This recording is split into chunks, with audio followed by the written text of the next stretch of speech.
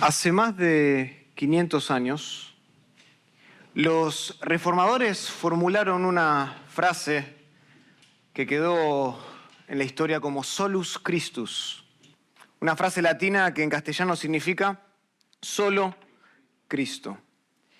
En esencia, lo que esta frase argumenta, viene a enseñar, es que la salvación solo se alcanza a través de la persona de Cristo Jesús y gracias a su obra en la cruz del Calvario.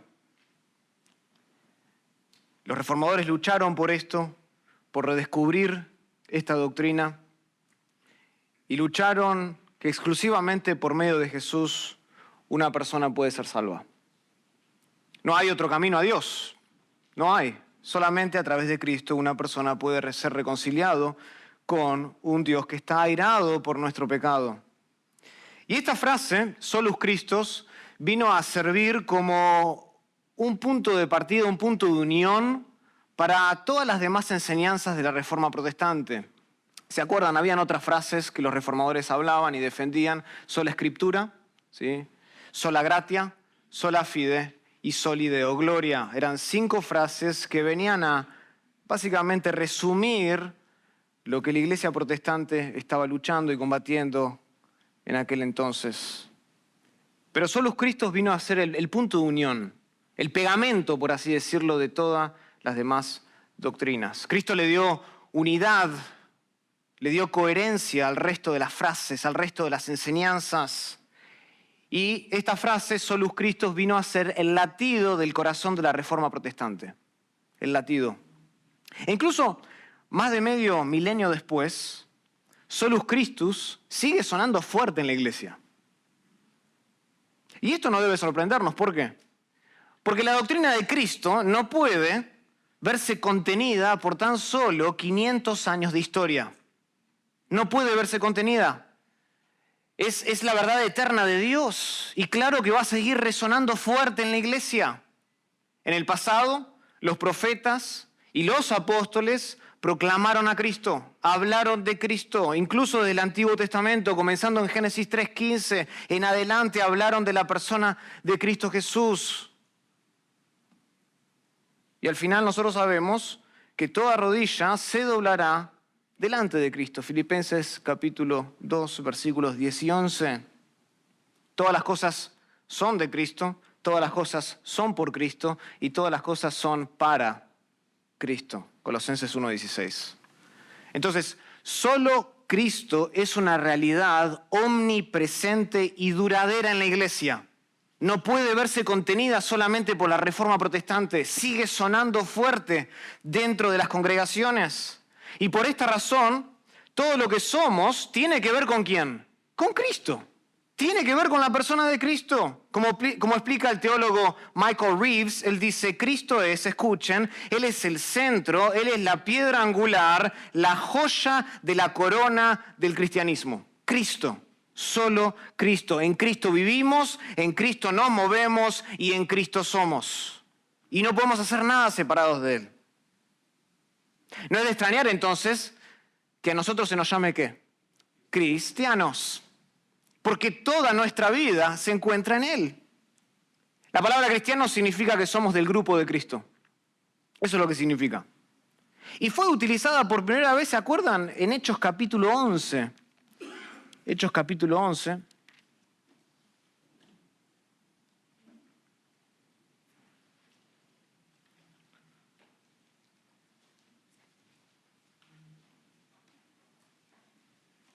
Versículo 25 dice que después fue Bernabé a Tarso para buscar a Saulo y hallándole le trajo a Antioquía y se congregaron allí todo un año con la iglesia y enseñaron a mucha gente y a los discípulos, escuchen, aquí está, se les llamó cristianos por primera vez en Antioquía.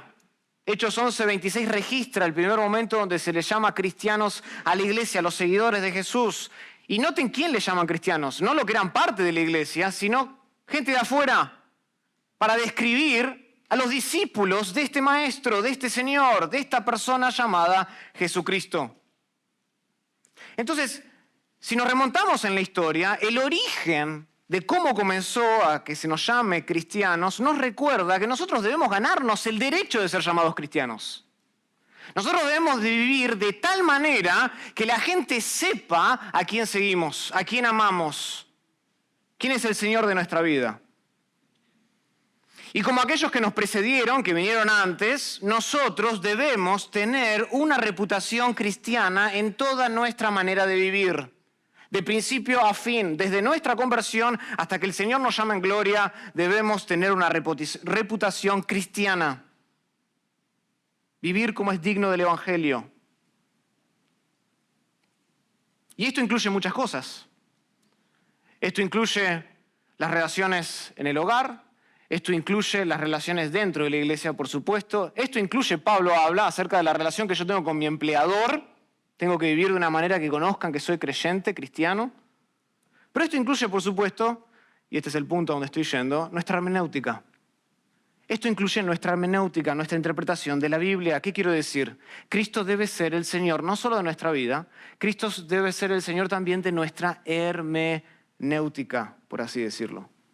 Y ese es el objetivo que tengo esta mañana con ustedes, es que nos sentemos a los pies del Señor Jesucristo y que aprendamos de Él cómo se estudia la Biblia, cómo estudiar la Biblia. Y lo que vamos a hacer en poco tiempo es tratar de examinar la hermenéutica del mejor consejero que habitó la tierra.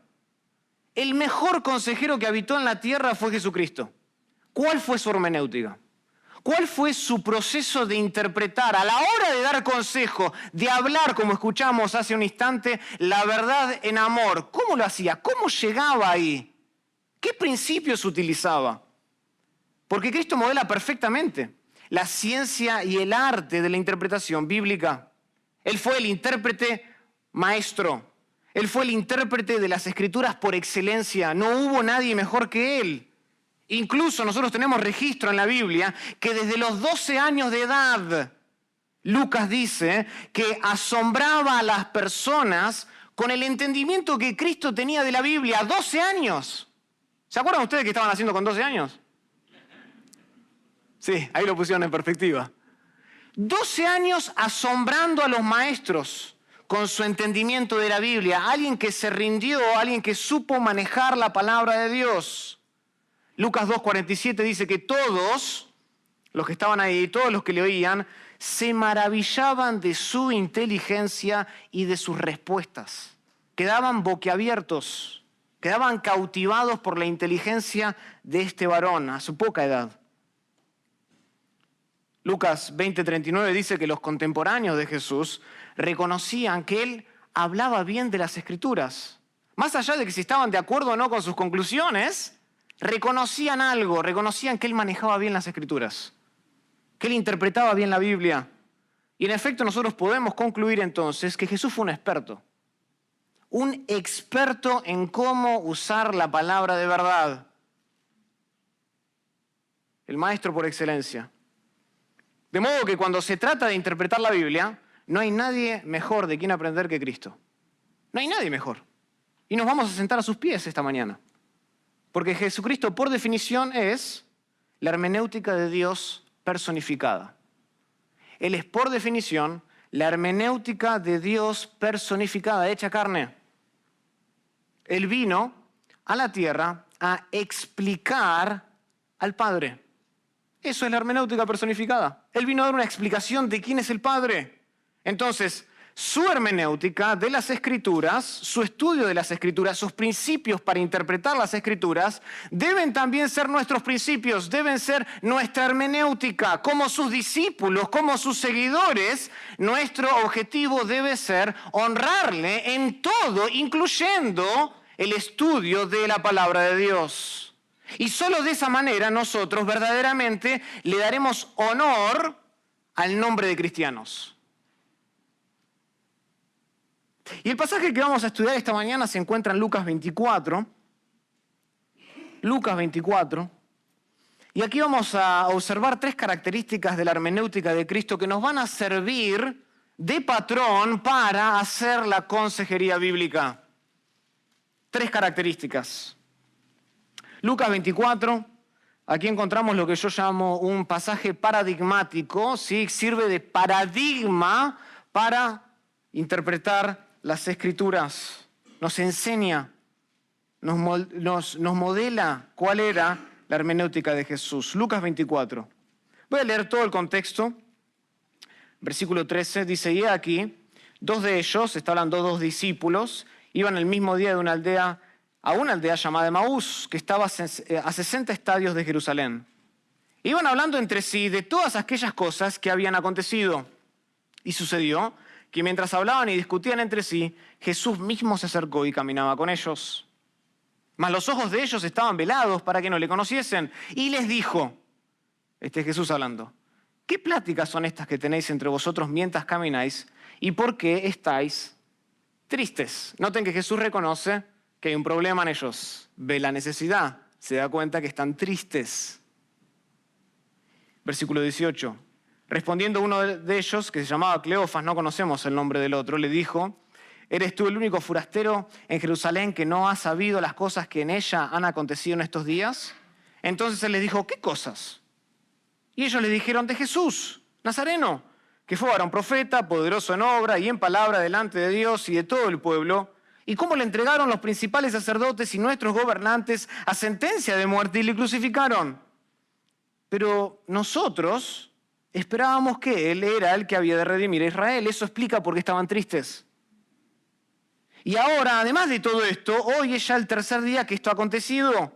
Aunque también dice, nos han asombrado unas mujeres de entre nosotros, las que antes del día fueron al sepulcro, y como no hallaron su cuerpo, vinieron diciendo que también habían visto visión de ángeles, quienes dijeron que Él vive. Y hay que entender el asombro. En aquella época, el testimonio de una mujer no contaba mucho en la sociedad.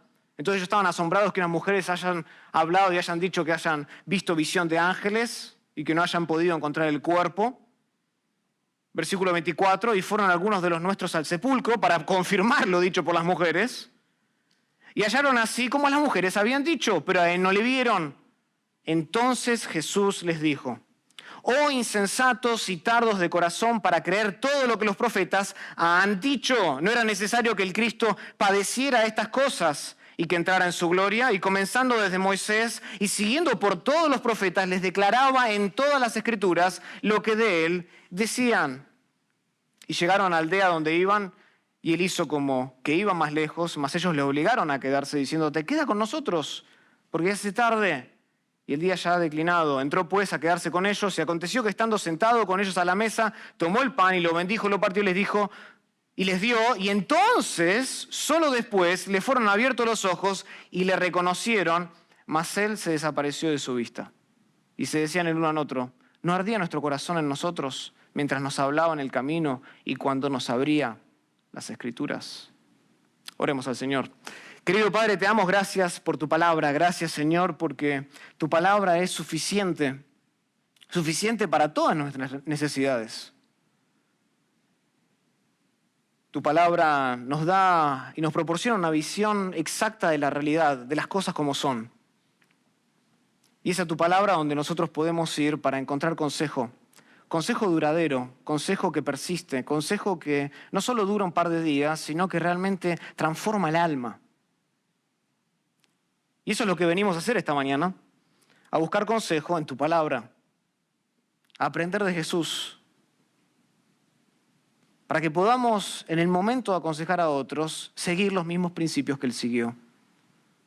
Porque después de todo somos llamados cristianos y queremos ganarnos el derecho de ser llamados de esa manera. No solo por la manera en que vivimos, sino también por la manera en que pensamos, por la manera en que abrimos el libro de Dios y lo interpretamos. Queremos honrarte no solo con nuestra vida, sino también en nuestro estudio, en la dinámica del aprendizaje. Ahí es donde comienza el consejo. Señor, danos de tu gracia para poder entender tu palabra. Danos de tu gracia para poder ver las maravillas de tu ley. Y Señor, te ruego que afiances, si ya tenemos estas convicciones, las afiances más profundamente en nuestro corazón. Y para aquellos que por ahí no comparten estas convicciones, Señor, te ruego que a través de tu palabra los convenzas de que deben cambiar. De que hay una manera de aconsejar y es usando la Biblia y usándola bien. Lo pedimos esto en el nombre de Cristo Jesús. Amén. Tres características que nos van a servir para definir la hermenéutica de Cristo y nos van a servir como de patrón a la hora de que demos consejería bíblica. Y en primer lugar, este pasaje nos enseña que Jesús tenía una hermenéutica literal. Noten eso. Jesús tenía una hermenéutica literal. Y por literal quiero decir que Cristo siempre interpretó la Biblia según la intención de los autores originales. Eso quiero decir por literal. Siempre. Noten Lucas 24, volvamos al pasaje, versículo 25.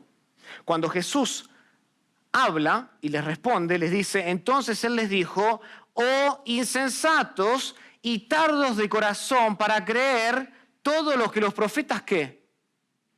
Han dicho. Todo lo que los profetas han dicho. Esto significa que según la perspectiva de Jesús, los profetas controlan el significado del texto. Lo que los profetas han dicho. Lo que ellos dijeron explica lo que el Antiguo Testamento significa, la Biblia en aquel momento. Y esto es precisamente la razón por la que Jesús reprende a los discípulos, reprende a Cleofas y al otro hombre. Y los reprende porque no entendieron las Escrituras. ¿El punto cuál es? El punto es que ellos tendrían que haber sabido mejor según lo que habían dicho originalmente los profetas. Ese es el punto. Oh insensatos, tardos de corazón, para creer lo que ellos han dicho. Ustedes tendrían que haber interpretado mejor a los profetas, su Biblia. Si nuestro Señor creía que el Antiguo Testamento necesitaba de otros métodos interpretativos para encontrar un significado diferente en la Biblia o un sentido más profundo del texto, entonces Jesús no tendría que haber reprendido a los discípulos. Pero Jesús los reprende. ¿Por qué les dice? Ustedes tienen todo lo que necesitan para saber lo que debería haber ocurrido ahora. Esto no era nuevo, los profetas han hablado acerca del Cristo. Ellos simplemente tenían que interpretar bien la palabra de Dios. Noten que Cristo no creía que el Antiguo Testamento necesitaba un significado más completo. Cristo no creía que el Antiguo Testamento necesitaba un sentido más profundo. Muy por el contrario. Jesús creía que la Biblia y el significado de la Biblia se encontraba en el texto, lo que ellos han dicho. Y que lo que ellos dijeron se ajusta a la intención, es decir, las palabras de la Biblia son el vehículo para conocer lo que los profetas quisieron decir, lo que ellos han dicho. Y por esta razón, Jesús en Juan 10:35 dice que las Escrituras no pueden ser quebrantadas. No pueden ser quebrantadas de su significado, no pueden ser desprendidas. Nosotros no podemos aislar o separar lo que ha sido dicho, lo que está escrito de la intención del autor. Van de la mano, dice Jesús. Lo que ellos han dicho y lo que está en la Biblia es el significado de la Biblia. Esto es importante, porque en ningún momento aquí vemos que Jesús acuse al texto del Antiguo Testamento de ser deficiente. Nunca lo hace. El problema no era el texto. El problema no era la Biblia. ¿Cuál era el problema? Según Lucas 24:25. El problema era el corazón de los discípulos. Oh insensatos y tardos de corazón. El problema estaba ahí, en el corazón, no en la Biblia. El problema de que ellos estén tristes, como dice el versículo 17, porque esperaban algo y no se cumplió, no era porque la Biblia era deficiente, no era porque los profetas hablaron mal, era porque ellos no interpretaron correctamente lo que se había dicho antes. Pero Jesús nunca acusa a la Biblia de ser deficiente.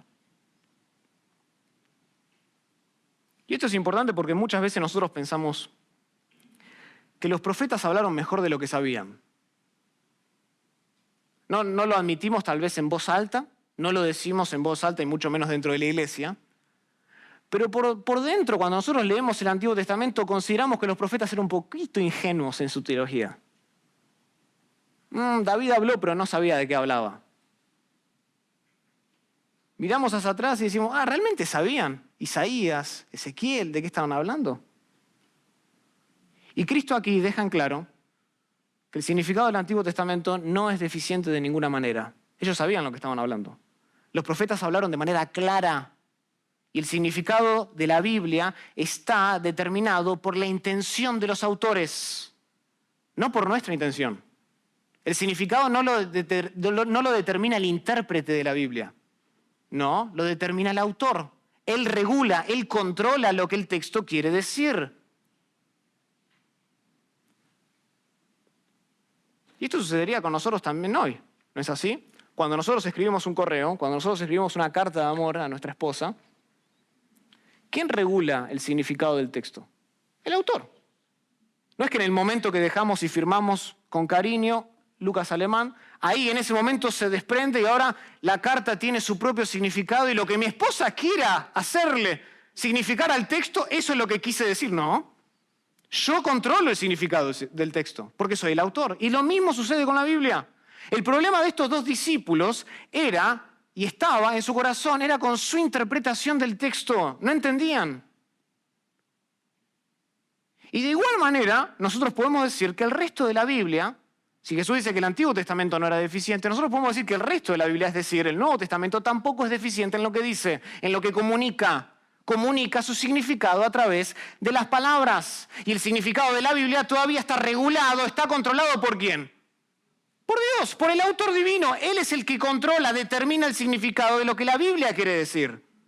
Él es el que transmitió ese significado a través de los autores originales, de los autores humanos, como dice 2 de Pedro capítulo 1, 19 al 21. Y cualquiera que pervierta esa intención, tergiversa la Escritura para su propia destrucción. 2 de Pedro capítulo 3, versículo 16, advierte acerca de eso, que hay indoctos que tuercen las Escrituras. Y ahí se ponen tanto las Escrituras del Antiguo Testamento como las de Pablo al mismo nivel, para su propia perdición.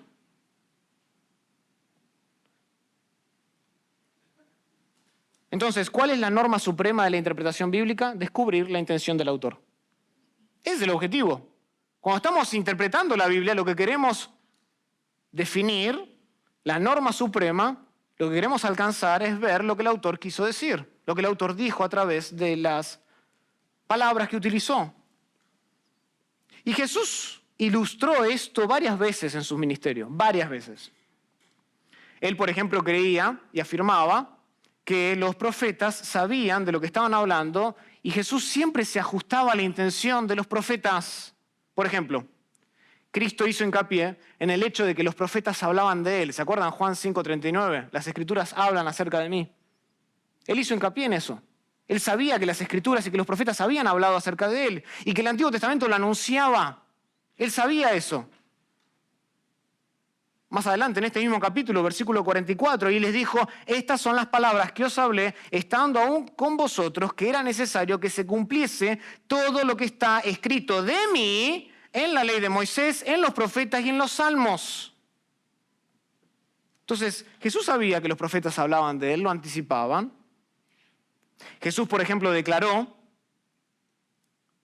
que David habló del Mesías e incluso dice que se dio cuenta de su divinidad. Por ejemplo, Mateo capítulo 22. Mateo capítulo 22.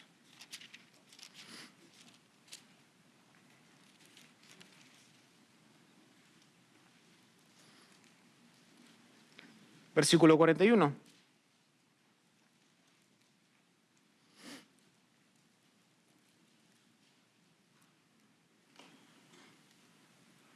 Noten este versículo. Y estando junto a los fariseos, Jesús les preguntó, ¿a quién? A los fariseos, diciendo, ¿qué pensáis del Cristo? ¿De quién es hijo? Y le dijeron, los fariseos, de David. Y él les dijo, pues ¿cómo David en el Espíritu le llama Señor diciendo, y cita el Salmo 110, dijo el Señor a mi Señor, siéntate a mi derecha hasta que ponga a tus enemigos por estrado de tus pies? Pues si David le llama Señor, ¿cómo es su hijo? Y nadie le podía responder palabra, ni osó alguno desde aquel día preguntarle más. Noten lo que Jesús declara aquí, que David habló del Mesías y que David habló del Mesías conociendo la divinidad del Mesías. ¿Y el punto acá cuál es? El punto es que los fariseos tendrían que haber entendido las palabras de David, pero no lo hicieron. Noten versículo 41, y estando junto a los fariseos, Jesús les preguntó diciendo, Jesús les pregunta porque ellos tendrían que haber entendido esto leyendo el Salmo 110, pero no lo entendían porque no entendían la intención del autor. No lo hicieron. Ahora bien, los profetas no solo hablaban exclusivamente del Mesías, no hablaban exclusivamente del Mesías. La teología de los profetas y de los autores del Antiguo Testamento era mucho más que teología mesiánica. No solo todo el tiempo estaban anunciando al Cristo venidero, y Cristo entendía eso también. Él entendió, por ejemplo, que hablaban de muchas cosas, de distintos puntos de vista, que hablaban con respecto a la vida y la piedad, como dice 2 de Pedro 1:3. Y sabemos esto ¿por qué? Porque nuestro Señor, por ejemplo, usó varios pasajes del Antiguo Testamento para discutir varios temas de la vida. Por ejemplo, Jesús habló de temas como la ira de Dios. Habló sobre el matrimonio en Mateo 19. ¿Y qué cita? Génesis capítulo 2. Habla del adulterio en Mateo capítulo 5 y cita también el Antiguo Testamento. Habla del divorcio en Mateo 19. Habla de la escatología. ¿Y en quién se fundamenta Jesús? En los profetas del Antiguo Testamento. En todos estos casos, noten que Jesús no recurre a otros métodos interpretativos para encontrar un significado más oculto en la Biblia, más profundo en el texto. No, siempre él apelaba a lo que los profetas decían porque él creía que ellos hablaban con conocimiento y que hablaban de parte de Dios. Entonces, él apelaba a los profetas. Él defendía su enseñanza con la Biblia. Y todo esto demuestra una vez más que Jesús leía la Biblia literalmente. Él no reinterpretaba textos, él no acomodaba lo que los profetas dijeron a los descubrimientos científicos de su época. Jesús no hacía eso. En ningún momento vemos a Jesús acusando a la Biblia de ser deficiente. En ningún momento vemos a Jesús diciendo que la Biblia no incluye suficientes recursos para aconsejar bien a alguien. No. Cada vez que defendía y que enseñaba recurría a la Biblia, porque sabía que los profetas hablaban de parte de Dios. Y si vemos algo en que Jesús es que él nunca buscaba ir más allá de la Biblia. Él no buscó nunca ir más allá de lo que los autores originales habían dicho para tratar de llenar el vacío con recursos fuera de la Biblia. ¿Ustedes están tristes, Cleofas y el otro discípulo? Ven conmigo. Hay una pastillita excelente que les voy a dar, que les va a ayudar a sentirse mejor. No vemos a Jesús recurriendo a algo mejor. Yendo más allá de lo dicho por los profetas, yendo más allá de la Biblia, como que si hubiesen recursos que fueran mejores que lo que Dios ha dicho. En cambio, nosotros vemos a Jesús siempre sacando lo que Dios originalmente dijo por medio de las Escrituras para justamente aconsejar a hombres con toda profundidad y autoridad. Y esto es lo que convertía a Jesús en un intérprete magistral, sofisticado, en alguien que utilizaba bien la Biblia. Y de la misma manera, yo dije que este pasaje va a ser paradigmático, porque de la misma manera, si nosotros somos cristianos y seguimos al Maestro, nosotros tenemos que utilizar la Biblia así. Tenemos que recurrir a la Biblia de la misma manera que Jesús recurrió. Nosotros debemos esforzarnos, hermanos, para buscar siempre la intención de los autores originales de la Biblia. Ese debe ser nuestro esfuerzo. Escuchen, el texto no es una pizarra en blanco sobre la cual nosotros podemos imponer nuestras ideas, leer entre los renglones blancos de la Biblia, sino que el significado siempre está fijado a la intención de lo que el autor originalmente dijo. Y esto es de suma importancia para la disciplina de la consejería bíblica. De suma importancia. ¿Por qué? Porque al final del día, nosotros, ¿qué queremos darle al aconsejado? Nosotros queremos darle una visión exacta de la realidad de las cosas. Y solo Dios puede dar una visión de la realidad de las cosas, exacta. El mundo puede dar muchas visiones de la realidad, pero una visión exacta de la realidad, del problema que tiene el aconsejado, solo la puede dar Dios. La disciplina, escuchen, la consejería de por sí es una disciplina teológica. Comienza en Dios y termina en Dios y redunda en Dios.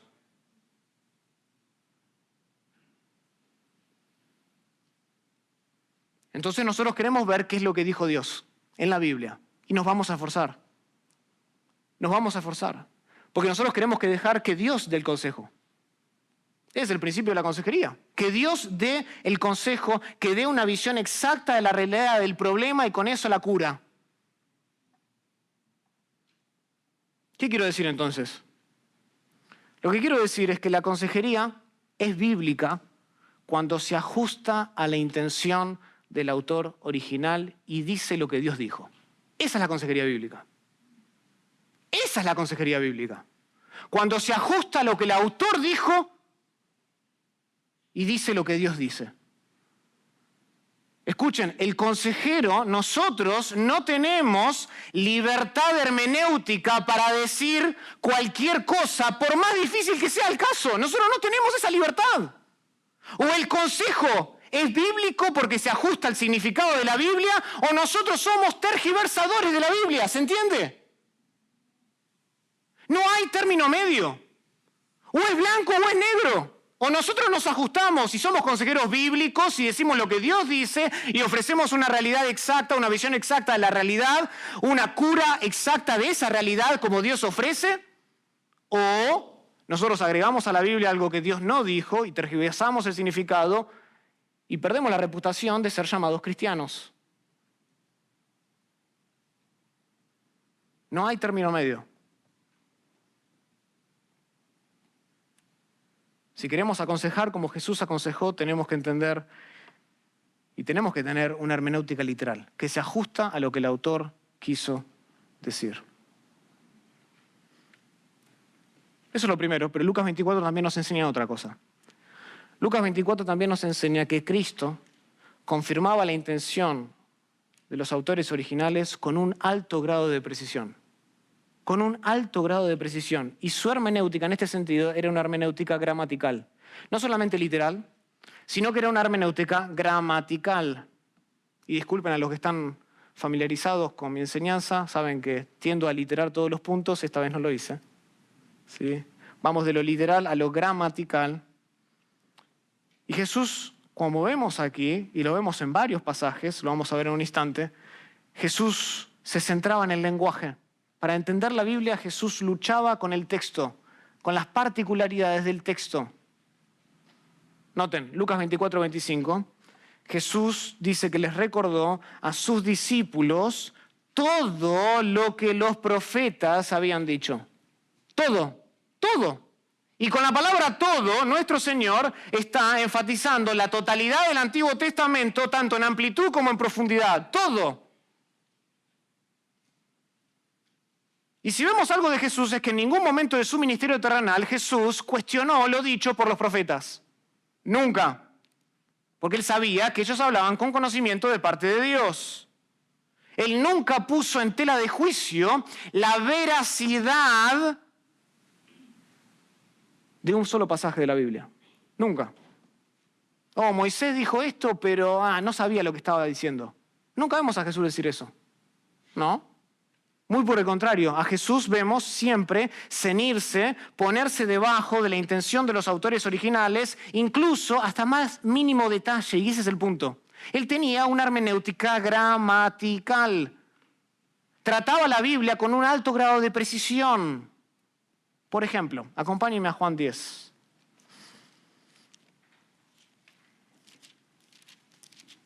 Juan capítulo 10.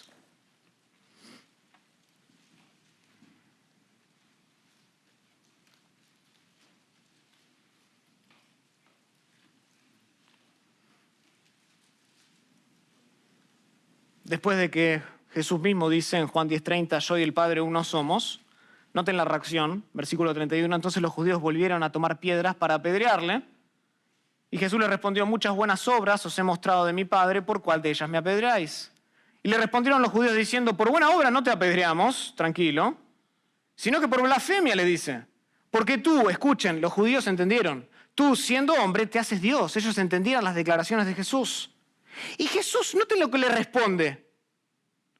¿No está escrito en vuestra ley, yo dije dioses sois? Si llamó dioses a aquellos a quienes vino la palabra de Dios y la escritura no puede ser quebrantada, al que el Padre santificó y envió al mundo, es decir, Jesús, vosotros decís, tú blasfemas porque dije, hijo de Dios sois. Noten aquí lo que hace Jesús. Jesús utiliza el Salmo capítulo 82, versículo 6, para defender su deidad. Pero noten que todo el argumento se basa en ¿qué? En una palabra plural. Eso es todo. En el plural.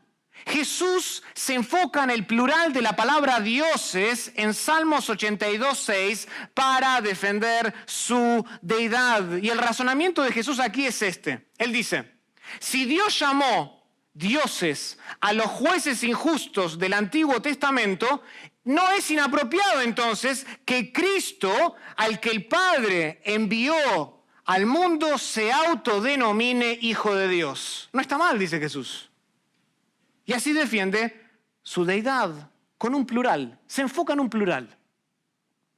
Otro ejemplo lo vemos en Mateo capítulo 22.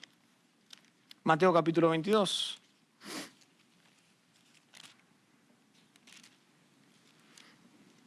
Mateo capítulo 22.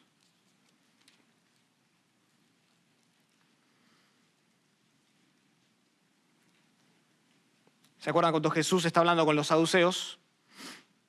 Que dicen que no hay resurrección, ¿no? Y le presentan el caso de esta mujer que muere sin hijos y todo lo demás. Versículo 29 de Mateo 22. Entonces respondiendo Jesús les dijo, erráis. Y noten esto. ¿Ignorando qué? Las Escrituras y el poder de Dios. Noten que las Escrituras cuentan con el poder de Dios, van de la mano. Ignorando las Escrituras son claras en cuanto a esto, dice Jesús. Porque en la resurrección, dice, ni se casarán, ni se darán en casamiento, sino serán como los ángeles de Dios en el cielo. Pero respecto a la resurrección de los muertos, escuchen, ¿no habéis leído, siempre Jesús apuntando a la Biblia, ¿no habéis leído lo que os fue dicho por Dios cuando dijo, yo soy el Dios de Abraham, yo soy el Dios de Isaac, yo soy el Dios de Jacob? Dios no es Dios de muertos, sino Dios de ¿qué? De vivos. Y noten que aquí Cristo sostiene el tiempo presente del verbo soy para explicar la resurrección. Él dice, el texto dice, yo soy, no dice, yo fui el Dios de Abraham, yo fui el Dios de Isaac, yo fui el Dios de Jacob. Jesús va al Antiguo Testamento y ve que dice, yo soy en tiempo presente.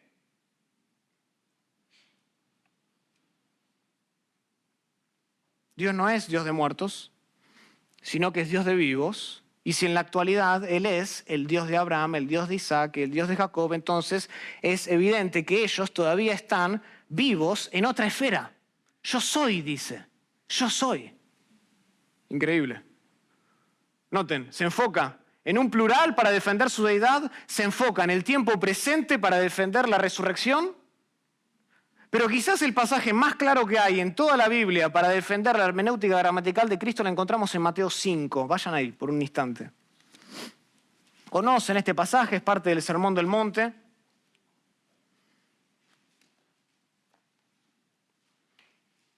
Mateo 5, versículo 17, Jesús dice, no penséis que he venido para abrogar la ley de los profetas, no he venido para abrogar, sino para cumplir. Escuchen, versículo 18, porque de cierto os digo que hasta que pasen el cielo y la tierra, ni una jota, ni una tilde pasará de la ley hasta que todo se haya cumplido.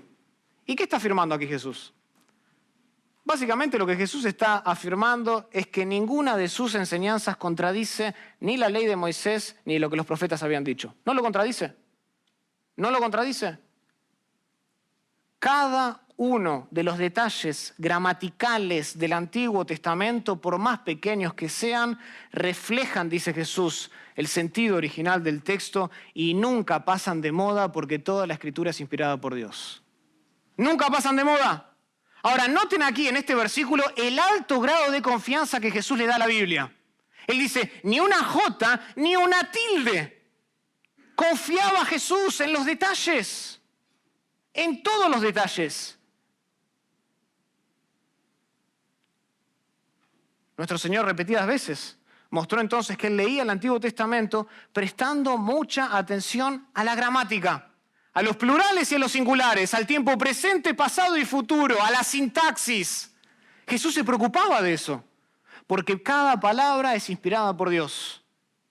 Y cada palabra es un vehículo para poder descubrir la intención del autor, lo que el autor quiso decir. Entonces, todas las particularidades del texto, por más pequeñas que sean, dice, una jota, una tilde, para Jesús eran importantes.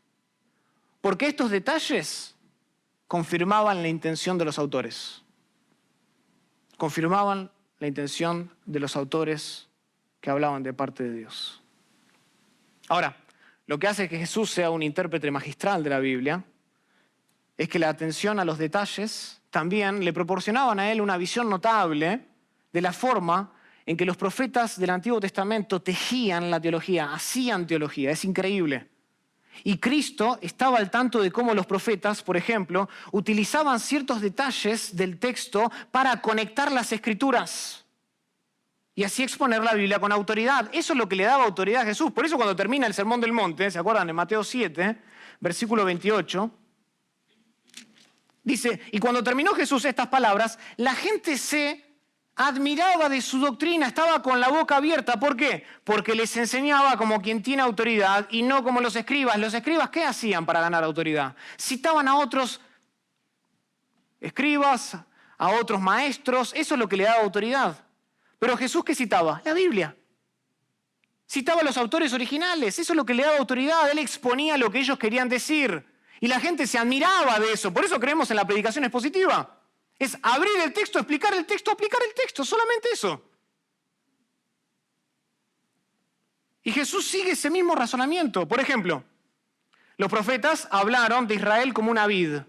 Hablaron como Israel de una viña. Lo vemos en Isaías 5, lo vemos en Jeremías 2, lo vemos en Oseas 10. ¿Y saben qué hace Jesús? En Juan capítulo 15, utiliza la imagen de una vid. ¿Por qué? Porque entendía lo que ellos querían decir y sigue ampliando la teología de ellos. Daniel, Ezequiel hablaron, por ejemplo, de varios reinos como un gran árbol. Y Jesús se refiere a esta misma imagen en Mateo 13, 31, cuando él dice, el reino de los cielos es semejante, ¿se acuerdan?, al grano de mostaza que un hombre tomó y sembró en el campo, el cual a la verdad es la más pequeña de todas las semillas, pero cuando ha crecido es la mayor de las hortalizas y se hace árbol de tal manera que vienen las aves del cielo y hacen nidos en sus ramas. Noten eso. Todo esto indica que Cristo conocía los detalles del texto y cómo estos se conectaban con otros textos para hacer teología.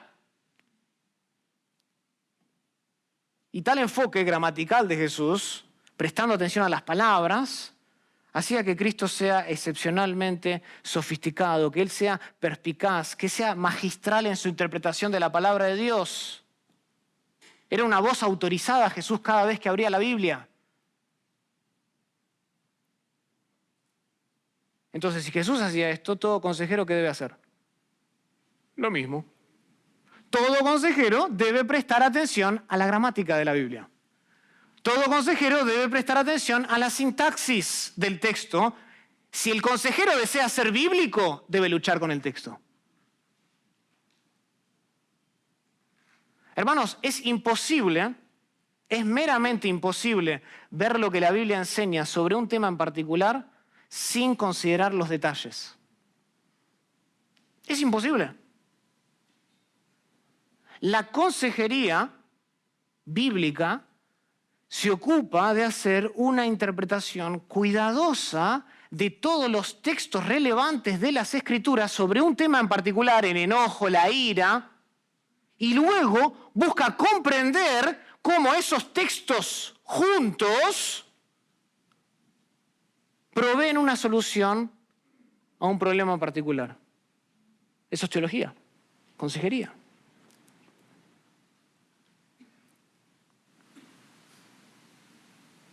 Pero me lamento que eso es lo que no vemos hoy en la iglesia. Y la razón por la que hay pocos consejeros en la iglesia es porque hay muchos haraganes en la iglesia. Porque todos quieren dar consejo, de cualquier cosa. Y mejor si es de política. Pero todos quieren dar consejo de algo en la iglesia. ¿No es así? Pero no todos dan consejos bíblicos. Para dar un consejo bíblico uno tiene que prestar atención a lo que cada pasaje de la Biblia dice sobre un tema en particular. ¿Saben lo que eso demanda? Esfuerzo, diligencia, transpiración, luchar con el texto.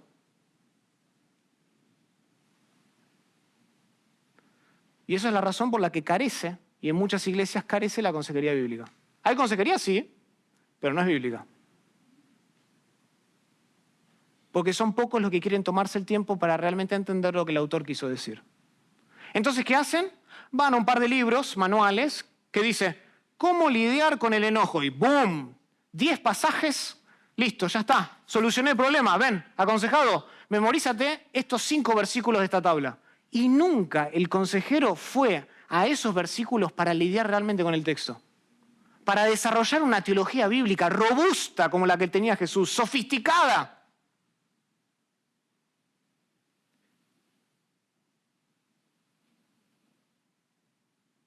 Y es un problema. Porque cuando un consejero no considera el texto en su contexto, crea un pretexto para decir lo que quiere y no lo que debe decir.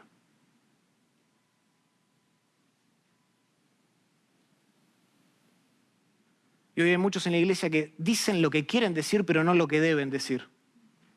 Y son heraldos de su propia verdad, de su propio consejo, y no heraldos de la verdad de Dios. Prestar atención a la gramática es indispensable para ser bíblico a la hora de dispensar el consejo. Es indispensable. Los detalles del texto nos guardan, hermanos, nos guardan de ofrecer una visión secular de la realidad.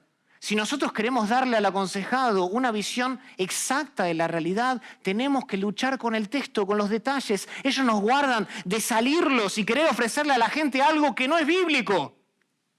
Entonces, para desarrollar una solución 100% bíblica a un problema, nosotros tenemos que centrarnos en la gramática de la Biblia tal como lo hizo Jesús.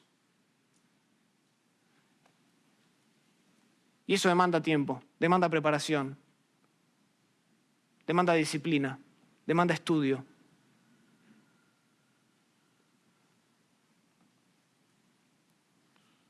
Son muchos los que quieren ser consejeros, pero cuando se les habla de estudio y se les manda de determinación y de disciplina, ya son pocos los que quedan.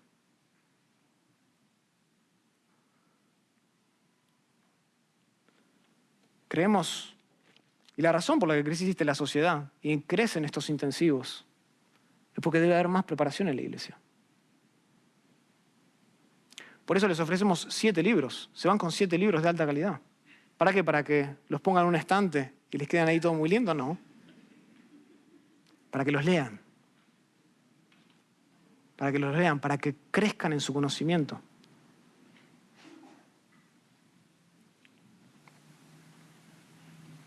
Por último, volvamos a Lucas 24. Lucas 24 declara también que nuestro Señor tenía no solo una hermenéutica literal, no solo una hermenéutica gramatical, sino también una hermenéutica histórica. Histórica, ese es el tercer y último punto, la tercera y última característica de la hermenéutica de Jesús. Noten que Jesús leía el Antiguo Testamento de una manera que afirmaba su historicidad. Noten, vuelvan al texto, Lucas 24, versículo 25 dice, oh insensatos y tardos de corazón para creer todo lo que los profetas han dicho, ¿no era necesario que el Cristo padeciera qué? Estas cosas y que entrara en su gloria? ¿De qué cosas está hablando Jesús? Está hablando de las cosas que Cleofas y el discípulo venían hablando en el camino. Todo lo que se describe del versículo 18 al 24, esas cosas. Era necesario que ocurriesen esas cosas que habían sido anunciadas ya por los profetas. Y evidentemente, noten esto, Jesús creía que estas cosas eran acontecimientos reales, históricos, que ocurrieron dentro de un marco de tiempo y espacio. Y lo interesante es que Jesús se enfocaba en los eventos históricos de la Biblia, no solo en referencia a la teología mesiánica, no solo cuando hablaban acerca de sus sufrimientos, acerca de la redención que él iba a traer, sino que Jesús también hablaba de la historicidad de la Biblia en otros aspectos. Por ejemplo, en diferentes oportunidades de su ministerio, nuestro Señor recurrió a una variedad de personas, lugares y situaciones que él consideraba como históricamente verdaderas. En Mateo 19, Cristo afirma la historicidad de Adán y Eva. Y hoy en la academia, en los seminarios, eso es lo que está en duda. Si Adán y Eva realmente existieron. ¿Por qué? Porque en algún momento se dejó de creer en la suficiencia de las Escrituras y uno ve la autoridad de la ciencia como al mismo lugar, o si no, mucho más alto. Jesús creía en la historicidad de Adán y Eva. Mateo 19. Él creía en Caín y Abel. Mateo 23. Mateo 24. ¿Saben en qué creía Jesús? En Noé. No solo Noé, en el diluvio. Un diluvio universal, por cierto, porque hoy lo que se cuestiona es que si era local solamente. Jesús creía en Tiro, Sodoma y Sidón.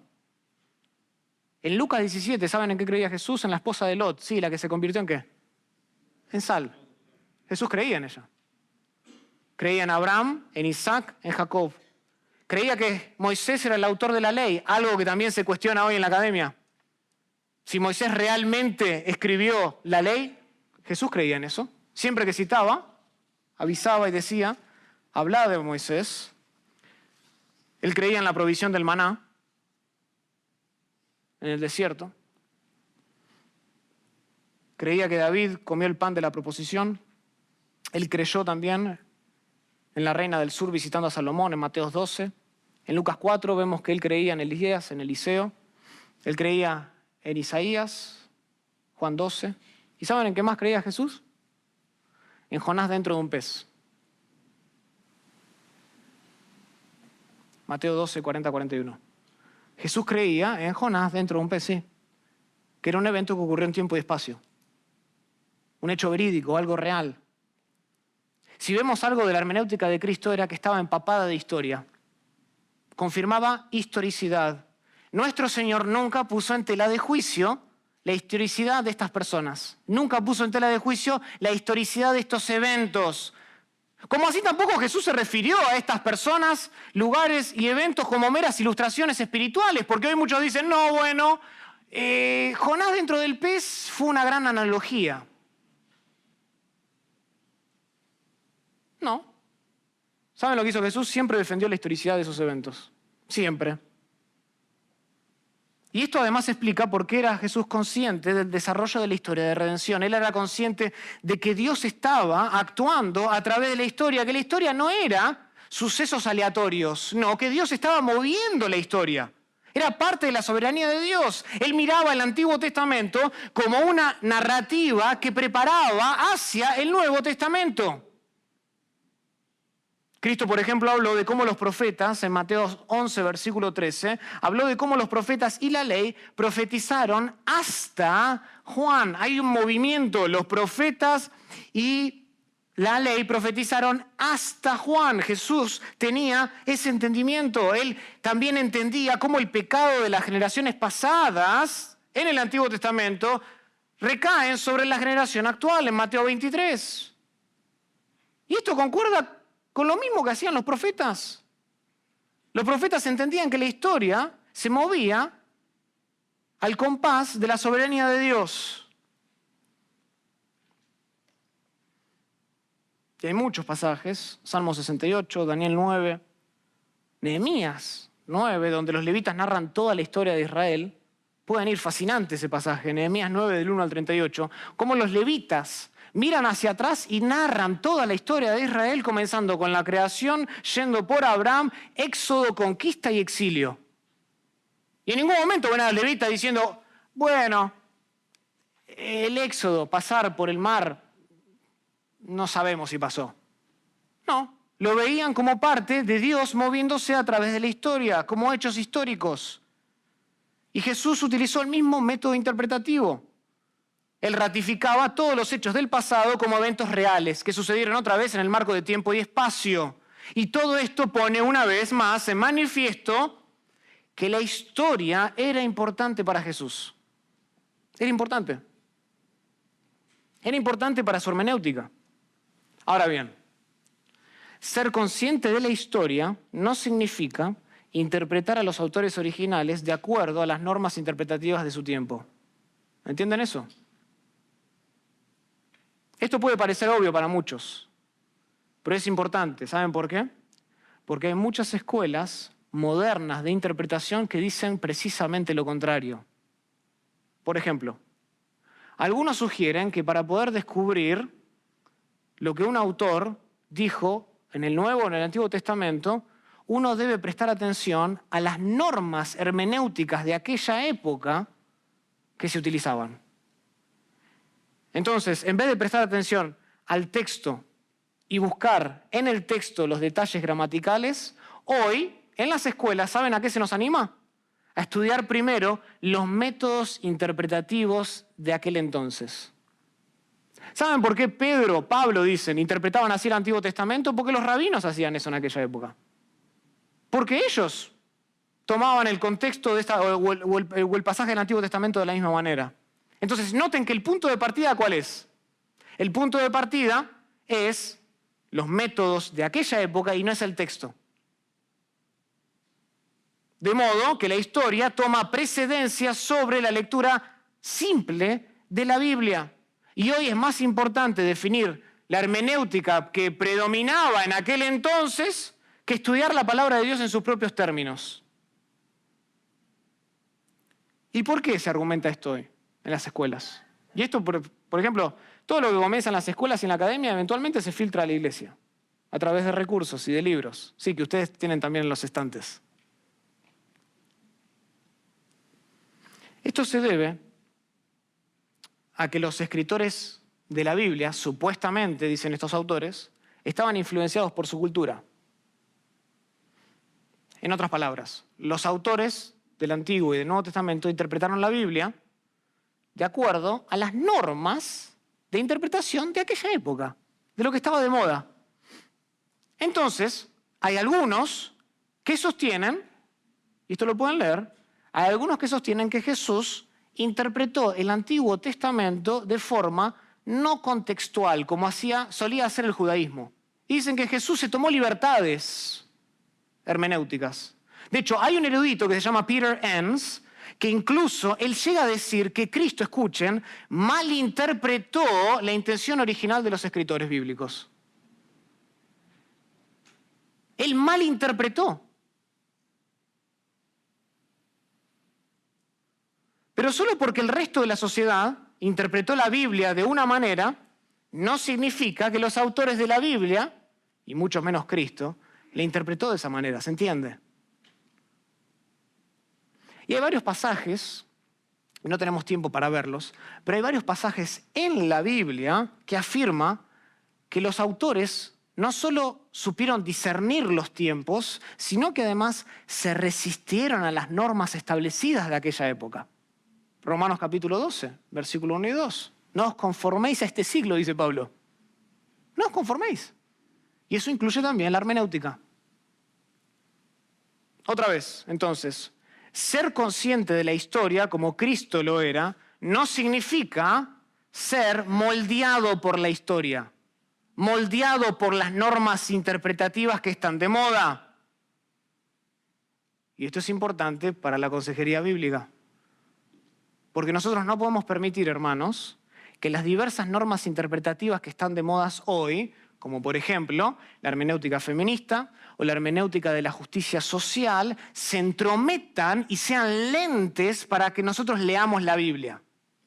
No podemos permitir eso.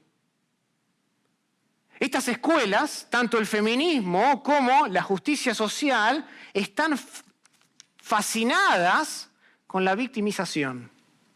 Fascinadas. Y son un peligro para la iglesia.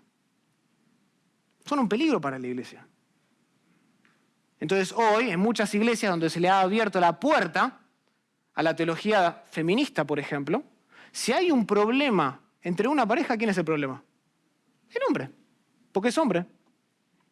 ¿Y la víctima quién es? La mujer, porque es mujer. ¿Ven el lente teológico que se impone? Y nos reímos, ¿sí? Pero eso está arruinando a la iglesia. Está arruinando a la iglesia. Ser consciente de la historia no significa ser moldeada por la historia. Y hoy muchos, en su afán de querer ayudar a los oprimidos, por ejemplo, tergiversan lo que Dios claramente dice en las Escrituras. Y hoy reemplazamos el texto por la cultura. Reemplazamos la teología por la victimización. Y esto está desfigurando la consejería bíblica. Mejor dicho, la consejería, punto. La está desfigurando. Hoy, lamentablemente, la iglesia se asemeja más a un centro de empoderamiento que a un centro de rehabilitación. Y hoy en la iglesia vienen todos para ser empoderados. Bien, que te hacemos sentir bien. Es el empoderamiento. Teología barata. Psicología moderna. Y hoy la consejería, en la actualidad, promueve más la terapia que la transformación. Ven, te hacemos sentir bien en esta iglesia. Hoy la iglesia busca la equidad en lugar de la espiritualidad, de que seamos todos iguales. En vez de buscar la espiritualidad de las personas. ¿Y por qué motivo, hermanos? ¿Saben por qué? Porque en algún momento la iglesia abandonó la hermenéutica histórica y suplantó esa hermenéutica histórica por la última tendencia de moda.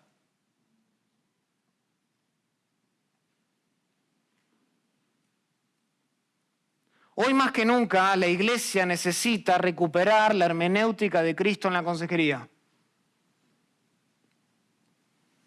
Para ofrecer una visión exacta de la realidad de las cosas, no solo, escuchen esto, no solo necesitamos la Biblia, sino que necesitamos una interpretación correcta de la Biblia. ¿Entienden eso? Porque hay muchos que ofrecen consejería integracionista, que mezcla la ciencia con lo que dice la Biblia. Pero hoy lo que necesitamos es una consejería bíblica. No necesitamos solo el uso de la Biblia, necesitamos el uso correcto de la Biblia. No basta con solo abrir la Biblia en la consejería. Hay que usarla bien, ese es el punto de lo que estoy diciendo. ¿Saben quién usó la Biblia? El diablo. El diablo usó la Biblia en Mateo capítulo 4, pero eso, no por eso se convirtió en un buen consejero. El consejo que le dio a Jesús no era bueno. ¿Por qué? Porque tergiversó lo que los autores originales querían decir. Y hoy hay muchos dentro de la iglesia que por querer estar de moda y que venga más gente a la iglesia y que no se les vaya la gente para hacerlos sentir bien, mezclan cosas en la Biblia y buscan pretextos para decir al texto lo que nunca dijo. No basta con abrir la Biblia, hay que usarla bien. Hay que usarla bien. Hoy la hermenéutica está bajo ataque en la consejería. Y nuestro deber es aferrarnos a la hermenéutica modelada y prescrita por nuestro Señor Jesucristo. Nosotros no necesitamos otro modelo interpretativo. Nosotros no necesitamos recurrir a normas nuevas de interpretación ni a tendencias culturales para reinterpretar la Biblia. No. ¿Saben lo que necesitamos? Leer la Biblia cuidadosamente tal cual la leyó Jesús. Prestando atención a palabra por palabra, a la gramática, a la historia y buscando lo que el autor quiso decir. Si somos discípulos de Jesús debemos seguirle a él en su hermenéutica también. Él debe ser el Señor de nuestra hermenéutica. Este es el método interpretativo y es para todos, hermanos. No hay diferencia entre la hermenéutica de un pastor con la hermenéutica de un consejero. La hermenéutica es la misma. Siempre y cuando nuestra hermenéutica siga el ejemplo de Cristo, tanto el consejero como el pastor ofrecen el consejo de Dios. Y lo hacen con autoridad, porque hablan de parte de Dios. Entonces sigamos la hermenéutica de Cristo. porque de esta manera haremos honor al nombre cristianos y cuidaremos el alma de las personas, ofreciendo el consejo que Dios quiere ofrecer.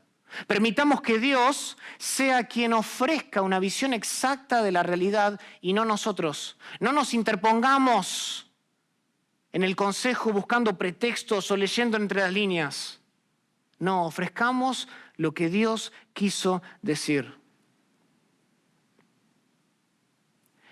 El consejo, ¿saben con quién comienza? El consejo comienza siempre con una hermenéutica bíblica. Ahí comienza. Ahí es donde comienza. No comienza con el llamado, no comienza con hacer la cita con la persona, no comienza con escucharle, comienza con que yo tenga en mi corazón una convicción firme y profunda de una hermenéutica bíblica del texto. ¿De qué sirve que yo escuche a una persona? De que yo me siente por horas con una persona ofreciéndole algo que Dios no dijo. No sirve de nada. Debe haber una convicción en nosotros de que el Señor Jesucristo sea el Señor de nuestra hermenéutica. Solo así seremos consejeros bíblicos. Oremos. Querido Padre, te damos gracias por tu palabra. Gracias, Señor, porque este pasaje paradigmático del Nuevo Testamento nos da el patrón, el modelo, del tipo de hermenéutica que nosotros debemos tener en nuestra consejería y en nuestras iglesias. Señor, tú conoces el estado de corazón de cada persona que está aquí. Tú conoces si estamos aconsejando desde nuestro propio conocimiento, si estamos aconsejando de nuestras propias experiencias, si estamos aconsejando de nuestras propias escuelas o de lo que hemos aprendido en algún lugar, pero que no se ajusta a la Biblia. Señor, tú conoces si hemos utilizado de la Biblia de manera incorrecta para dar un consejo que no te honra, si hemos tratado,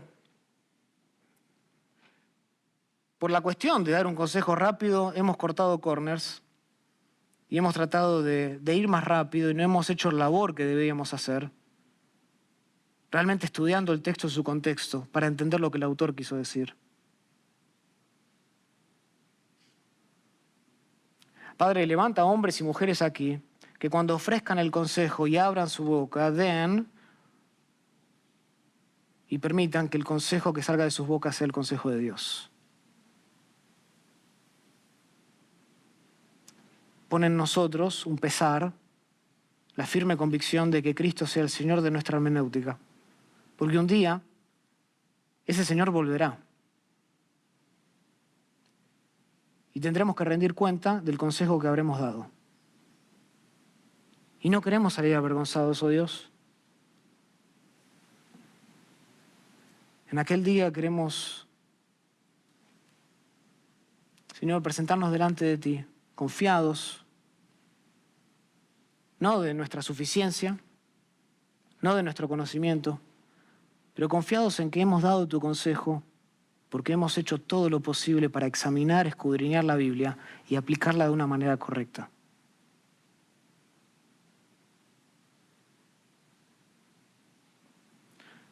Pone en nosotros la necesidad de prepararnos,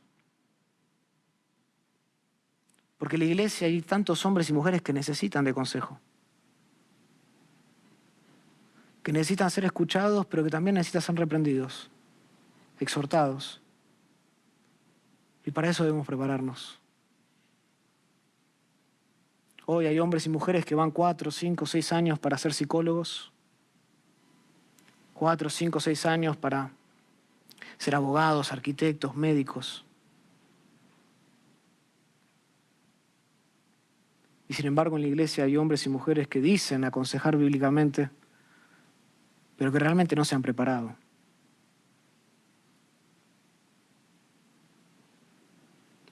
Pones ello un pesar, una convicción de que es hora. Es hora de levantarse. Es hora de estudiar.